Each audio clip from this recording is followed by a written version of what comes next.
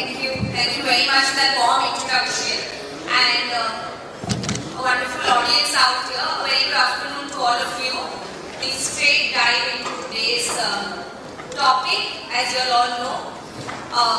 It's titled Better Streets for People Making Walking Safe and Easy in Mumbai.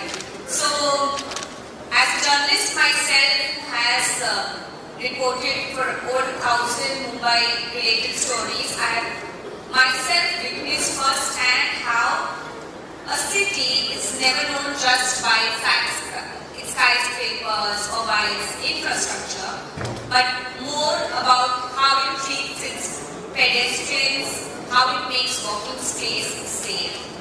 Today, we are not here just to discuss on the challenges, but also to find some solutions on how this can be looked at with a different lens, with a wonderful panel out here.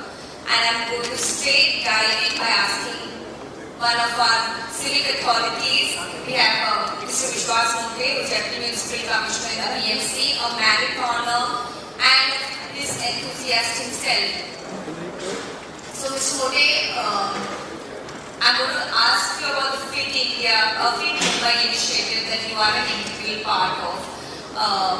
Please take us through how you all are using this to ensure public health is given priority. Good afternoon. First of all, thank you for inviting me for such a discussion and conference. Fit Mumbai, being an urban planner, urban manager, I would say, rather than work-life balance is a very essence of the today's life. In short, about the Fit Mumbai, I led by example. My example was like that way. I was 85 years old and all that. So I wanted to relieve my stress and balance the work life. Then I started from me slowly to the family, to the office. And when I realized that if it can be done by a common man like me, in that way, a simple with consistency or discipline. So why not it shall be benefited to the city? That's why being the chief coordinator for Fit Mumbai on the line of Fit India, we are starting. Mainly the focus is for preventive health, which is our mandatory duty as an urban body, and we are trying for that. Of course, initiative is by BSP, but for Mumbaikar and shall be by Mumbaikars only to lead. And we have started almost 2 locations now successfully implemented as a pilot, and we are now expanding it to the 26 locations, which are 26 administrative wards, so at least one in one administrative ward. The intention is to just citizens shall come forward, engage at least from 30 minutes to 45 minutes daily in order to avoid the lifestyle diseases and all that. And whatever they like, they may walk, they may jog, they may swim, they may run around the ground, BMC gardens, swimming pools, so that the sedentary lifestyle can be changed a little bit. Thank you very much. I'm coming straight to you, Anshul. As Ms. Mukhe took us through the Fit Mumbai initiative that the BMC is spearheading, but you watch Mumbai from a very different lens, not just behind the windshield, but as a cyclist, it gives you a completely different perspective. Please tell us two of the most important challenges that need to be addressed in think by authorities. I think 2 things, if you ask me very precisely. And one is the social aspect of it, which I come to it, and another is the infra-related aspect. Bombay typically is how do I reach office earlier than my fellow commuter, right? I don't know why that phrase is there. I think we just spoke about how we are not accommodated. Yeah, so coming to that point, so what happens is, then when I'm driving to office in the morning, and then I see a cyclist there, I see that he can. So the point is, I'm not seeing that cyclist as a fellow commuter just on a different set of wheels, rather than a kind of an obstacle which is probably hindering my timeline to reach office. So that aspect, I guess, is has to be implied by all of us that a cyclist is also a commuter. That is his mode of transport to a destination, and we have to accommodate that also. Given that we have only a common infrastructure to travel to the destination together. Respect for even a two-wheeler, respect for even a slow commuter who's slower than you. So I think that respect for everybody who is using a common infrastructure to going to a destination and including him, accommodating him towards the entire process of commuting is, I think, what is a bigger challenge I feel than the infrastructure itself. And yes, coming to the infra point, obviously that is somewhere I feel that there are two aspects of an infra when a walking commuter or a cyclist or a slow-paced commuter is concerned, which is not motorized, is one is very simple to say a separate lane, so that will definitely solve a lot of problems. But beyond that, I think to start with, if we have a more leveled surface, because with the pure law of physics, a heavy vehicle won't face a challenge on a small pothole, but a light vehicle will face a lot of challenge on a small pothole. From that perspective, even if the roads are levelized, then at least that commuting will be more safer and more easier. As I could see many people in the audience nodding their head when you were saying about it, and it is a fact actually that when we see a cyclist on the road and we are in this fast car, everyone is in a rush. I don't know where they are rushing, but everyone is in a rush. I'm coming to you, Chris. I mean, you've seen the cities of extremes. You've seen cycling in a chaotic city as well as in a seamless city.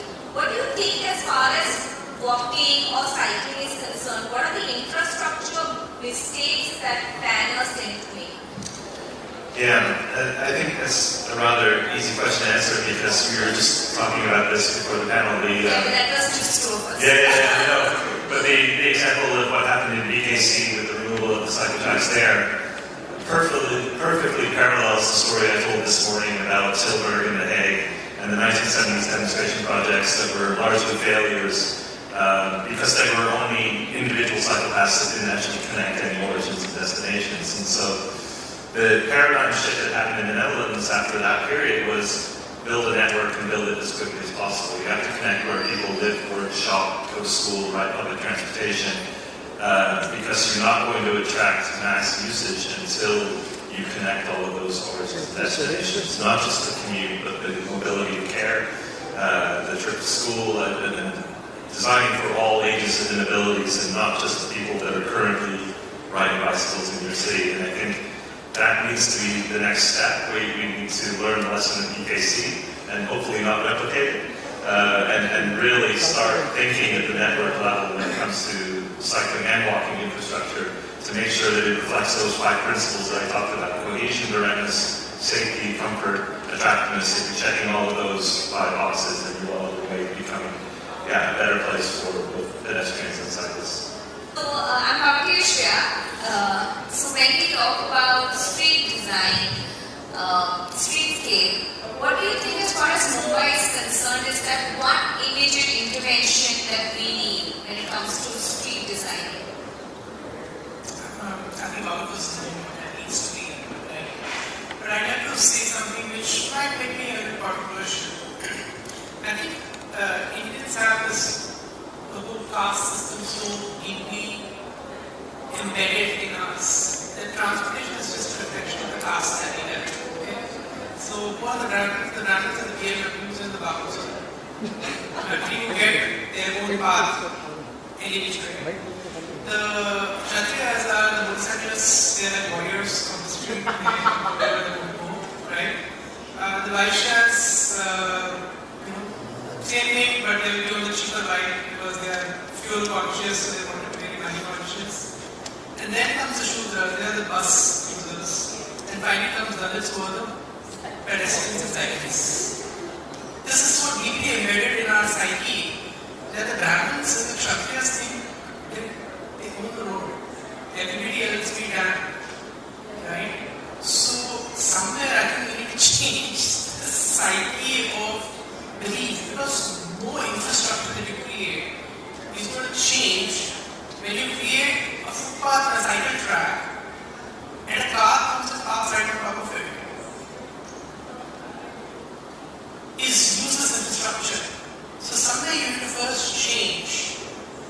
then that's when we can get something realistic happen in India. Thank you for bringing up the footpath point. I always keep saying that if you are owning infrastructure for pedestrians, like footpath, and it's going to be encroached upon, it's no longer meant for the pedestrian. Exactly. So, if you want to make the city cycling and walking friendly, start by making car use different. And how do you do that? Make it impossible for them to park on the street, charge them a bomb. And this is a win-win because one, the car user now no longer parks on the street. Two, whoever still wants to park on the street pays a lot of money. Three, that money is now there to create great footpaths and cycle tracks, which can be maintained, and a fantastic bus service. So if we want to create a great, fantastic city, what we need to start doing is to make car use difficult and expensive. Thank you, Shreya, for bringing up those points. I'm coming to you. So you cycled in Mumbai. The little time that you've been here since you arrived. So of course you come from a city that's considered gold standard, as I say, as far as cycling and walking is concerned. What are the policy interventions you think that have globally worked best that probably a city like Mumbai can replicate? That's a very good question, and not so easy to answer. But first of all, I think we have to look at what we say. We talk about public space, and we have the question of what is public space and who's the public in this space. I think you have to use that public space in a way that it's not completely dominated by the cars, but dominated by, I think, even also the rickshaw. So, but the good news is that there is a lot of investment going on metro system in Mumbai. It's not running, but it starts running. And that gives you the opportunity to have very mass transport of people outside, not only the center, but a lot of people living far away from the center. They have to transport to their work or to school or shopping or whatever. And then the next question is how I come to my final destination. And I think there comes the public space in.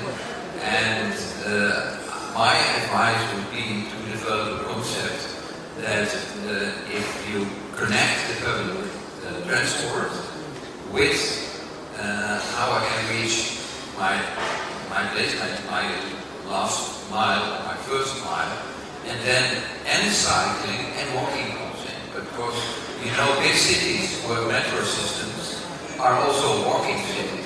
Look to Paris, look to New York, look to another, also Chinese cities. Then you need to have the possibility, if you're out of the metro station, you know that I can walk 5 or 10 minutes to my destination. But I need to know sure that I can have a safe walk and have a good, safe crossings, etc. If I would develop a concept in relation to the public transport you are moving, and walkability will improve as well. But then you not only move the button of improving cycling and walking, but you also have to move the button of less space for the cars. And I know that it's politically a difficult button to turn on. At the end of the day, when we're able to have less cars in the cities and improve more space for cycling and walking, then we have a turning point. So I think that's my advice.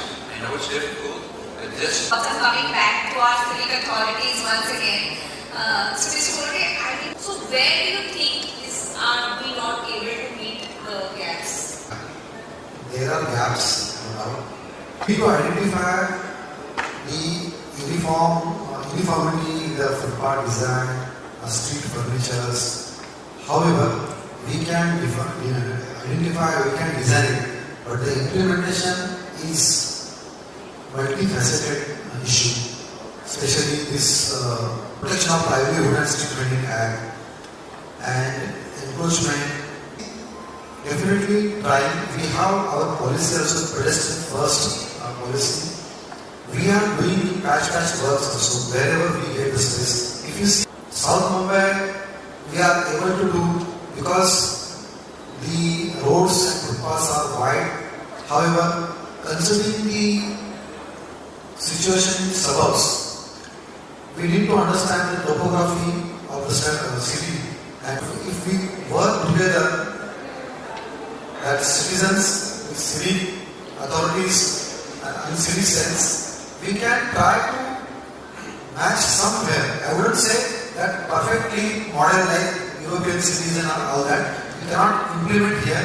The situation is very different. We can get some more success provided people should come forward. Like we have our Saaf Amal scheme. The Saaf Amal scheme is very simple in that way. Those who are abutting to the footpath and streets, that may be commercial establishments, that may be societies, that may be other establishments, they can adopt the footpath and maintain it. With this, it doesn't mean that BMC is unable to do, but I would emphasize again that civic participation is very, very essential. The onus, the accountability, and the sense of responsibility is required. Infrastructure, we can build it, we can prepare it. However, to maintain is a very tough task because the cosmopolitan cities like Mumbai have different priorities. BMC has also different priorities. India, Mumbai, think that those who are cycling, cyclists or pedestrian are poor guys. So that mindset need to be changed. We have establishments like commercial establishments, they come forward, they should come forward and try to maintain along with the security and all that. We are ready to allot them these spaces. So that is the only what I see practical solution in that. Thank you sir for your thoughts. Ask the audience which are the best Mumbai streets for walking. Any names coming up? Chembur Central Avenue. Chembur. Which other street? Yes. I'm not from Mumbai, but I'm guessing any street built by the Britishers and not touched upon would be the suburb. Okay. Any names? Have I any names? Carter Road. Okay. South Bombay. Do you agree? You are a Mumbaiker yourself. Do you agree these are the best for walking and cycling? Yeah, I think truly agree to this. I think Marine Drive is a fantastic place. You have a very wide promenade there to walk, and then the new one which has come out around the coastal road. Yeah. So there, see, what is the advantage of that? It's a fairly wide and strongly restricted for only people who want to walk or cycle. So that's exactly what sir was mentioning. That there is a place where and the effort is to make that place secluded for that purpose. And what ma'am also said, that how do we restrict it not to be overused or misused by who it is not meant for? I think that implementation will lead to a lot of such new spaces being created. And there is on the main road there is also a stretch on the Palm Beach Road of Vashi. There also is a long road which is fairly wide, and at least you can cycle or jog on one side of the road. So I think the sad part is one lane this side is used for parking. That is not an official parking, but it is still allowed. So I mean, it's difficult. It's not so easy. It's always easy to in this kind of forum say and talk about that whether what should be done. When you actually move on into implementation, there is a lot of challenge. I think if there is an infrastructure meant for a particular purpose, how do we protect it for that purpose? I think if we are able to implement that. I think challenge is also more so because we talk of a densely populated city like Mumbai, which has such a huge population, and we don't come from very planned setup since when we started. I'm asking you, what is that one perfect sign that when you are cycling or when you are walking somewhere that according to you is the sign of a good street?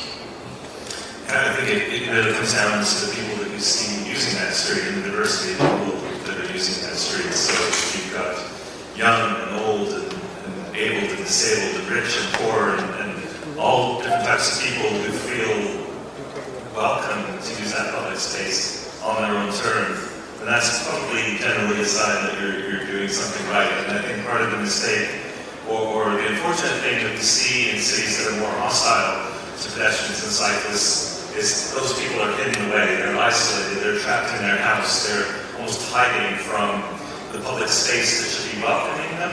And so I think at the end of the day, it's not about traffic counts or percentages, or there's no quantitative way to measure a good street. We have to talk about the qualitative things, and it really comes down to how welcome everybody feels to use that particular space. Coming here, do you think there is a way to make streets more inclusive from what you say? Yes, sure it is. But also I think it's important to think about the function of the street or the road. Some roads, the main roads, the main function is transportation. And then the way how we design the street is based on that there is enough space for transportation. This could be public transportation, it could be cars or bicycles or whatever. On the other hand, the city needs also places where non-transportation is the main function, but is being there is important. See that outside the main roads where people live, we say, well, that's in fact important that the local people there and people can shop there, and walking and cycling is in fact the main function, and the car is a visitor there. So it's also important for the economy, because we know that cities are in competition with each other internationally, that it's more and more difficult also to find good people, high level, who can work. Maybe this is not so much the case in India at the moment, but people will go to cities to live where the quality of life is important, and they go to they leave to a city if the quality of life is not good enough. And India's economy is running so good at the moment, at 9% yearly basis. Development is going fast. Over 10 years, India's in this situation.